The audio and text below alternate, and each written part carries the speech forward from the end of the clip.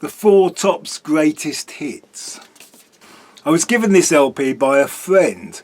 I told him how hard I had searched for a Supremes compilation and how I felt duty bound to also talk about their male equivalents, the Four Tops. And he gave it to me, probably out of sympathy. Like the early Supremes hits, nearly all the songs on this album were written by the Motown staff writing team of Holland, Dozier and Holland. They all have that distinctive Motown pop soul swing, with the sparkling tambourine, the cracking and rolling snare and the driving bass. Songs like Reach Out I'll Be There and I Can't Help Myself, staples of mod discos. And the later hits like Standing in the Shadows of Love and the almost psychedelic Summer of Love hit, Bernadette.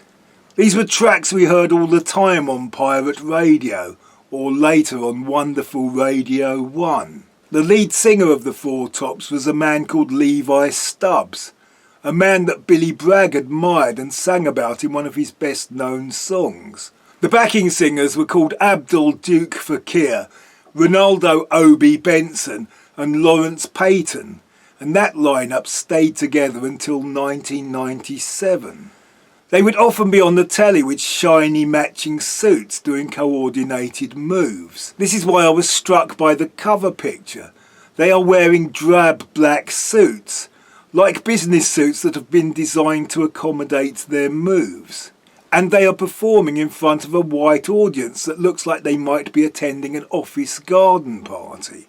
The songs on this album come from their classic period of 1964 to 1967. In America they were on the Motown label, but this LP is on the Tamla Motown label, manufactured in England by EMI.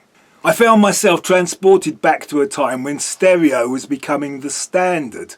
I would find old radiograms in jumble sales and I would have to replace the cartridge. This LP has no sleeve notes, but it does have advice that was on many LPs at the time, explaining how if you only had a mono deck, you needed either to wire a stereo cartridge to mono or buy a stereo compatible cartridge.